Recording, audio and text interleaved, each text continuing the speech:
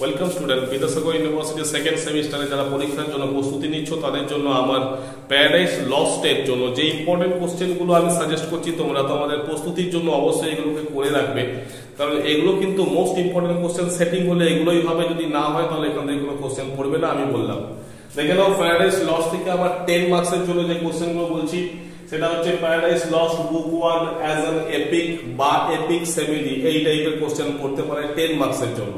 ঠিক আছে, যদি না করে থাকো অবশ্যই করে রাখো।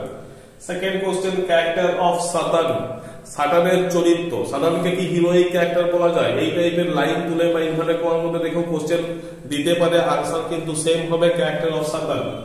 নেক্সট, সিগনিফিকেন্স অফ ইনভোকেশন, এটাও কিন্তু মোস্ট ইম্পর্টেন্ট কোশ্চেন। এই তিনটে যে কোশ্চেন বললাম 10 মার্কসের জন্য, এই তিনটে 10 মার্কসের কোশ্চেন যদি তৈরি করা না থাকে ইমিডিয়েট তৈরি করো, এই তিনটের মধ্যেই কোশ্চেন আসবে। নেক্সট বলছি 5 মার্কসের জন্য যে কোশ্চেন গুলো তোমাদের রেডি করতে হবে সেটা হচ্ছে রোল অফ বেলজাবাব, অর্থাৎ কি না এই বেলজাবাবের রোল। সেকেন্ড যেটা বলছি ডেসক্রিপশন অফ হেল, অর্থাৎ হেলের ডেসক্রিপশন দেবে।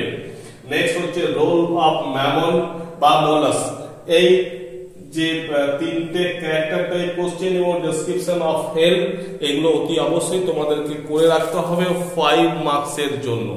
তাহলে প্যারাডাইস লস্ট এর ইম্পর্টেন্ট কোশ্চেন তোমাদের বলে দিলাম। যদি মনে হয়ে থাকে 2 মার্কসের কোশ্চেন দরকার, সেগুলো বলবে, আমি ইম্পর্টেন্ট কোশ্চেন গুলো নিয়ে একটা ভিডিও বানিয়ে দেবো। অতি অবশ্যই চ্যানেলটার পাশে থাকো, লাইক করো, সাবস্ক্রাইব করো, বন্ধুদের মধ্যে শেয়ার করো। Thank you.